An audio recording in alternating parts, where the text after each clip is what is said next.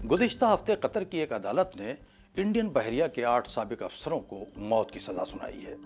India के वज़ीर ख़ारजा S Jaishankar ने सज़ा याफ्ता एहलकारों के रिश्तेदारों को यकीन दिलाया है कि हुकूमत बहरिया के साबिक एहलकारों की रिहाई के लिए हर मुमकिन कोशिश करेगी। क्या इंडिया उनकी मौत की सज़ा रुकवा सकेगा? इंडिया के सामने ये एक बहुत बड़ा सिफारती चैलेंज है।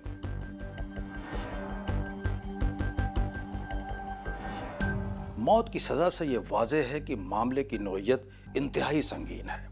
फैसले के बाद इंडिया और कतर दोनों ने सज़ा पाने वाले बहरिया के साबिक एहलकारों के जुर्म के बारे में कुछ नहीं बताया है।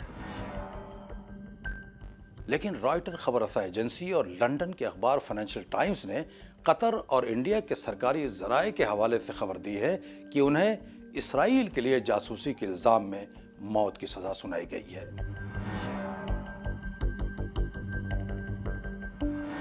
इंडियन बहरिया के साबिक एहलकार कतर में कतरी बहरिया से मुंसलिक एक प्राइवेट दफाई कंपनी अल ज़ाहिरा अल आलमी में काम कर रहे थे। ये इटली में बनाई जा रही एक जदीद आबदोज़ कतरी बहरिया में शामिल किए जाने के प्रोजेक्ट से वाबस्ता थे। इस आबदोज़ में ऐसे मेटल लगाए गए हैं जिससे उसकी मौजूदगी का पता लगाना मुश्किल है। इंडियन बहरिया के ये साबिक एहलकार अपनी पेशावराना सलाहियत के एतबार से आला दर्जे के प्रोफेशनल हैं। अल ज़ाहिरा कंपनी में ये सभी आला पोजीशन पर फायज थे।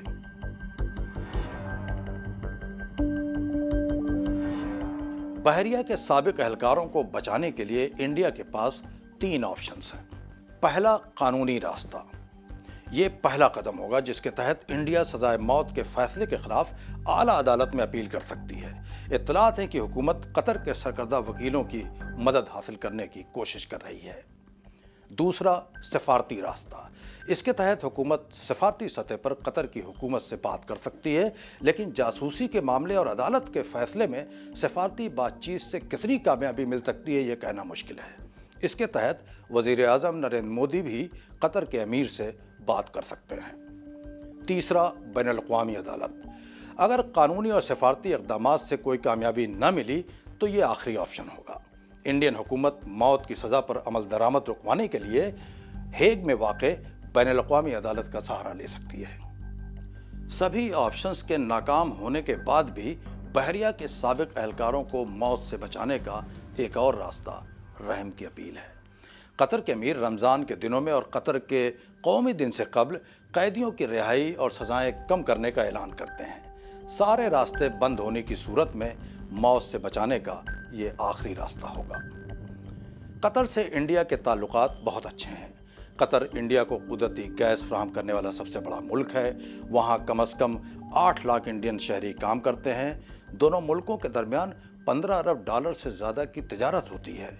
यहाँ सिफारती हलकों में हल्की सी उम्मीद इस पहलू के बारे में भी है कि कतर में उसके पड़ोसी मुल्कों की बनिस्बत मौत की सज़ा शाज़ व नादिर ही दी जाती है और आला अदालत ने अक्सर ज़ैली अदालतों की सख्त सज़ाओं को कम कर देती हैं। इंडिया की हुकूमत को बहरिया के साबिक एहलकारों को मौत से बचाने के लिए तेजी से कदम उठाना होगा। हुकूमत पर सजा याफ्ता एहलकारों के रिश्तेदारों की जानिब से दबाव बढ़ता जा रहा है।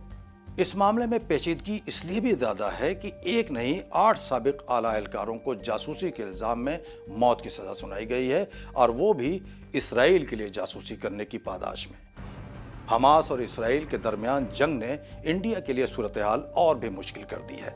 इंडियन बहरिया के साबिक एहलकारों को मौत से बचाना और उन्हें बहिफाजत इंडिया वापस लाना बिलाशुबा इंडिया का मुश्किल तरीन सफारती चैलेंज है।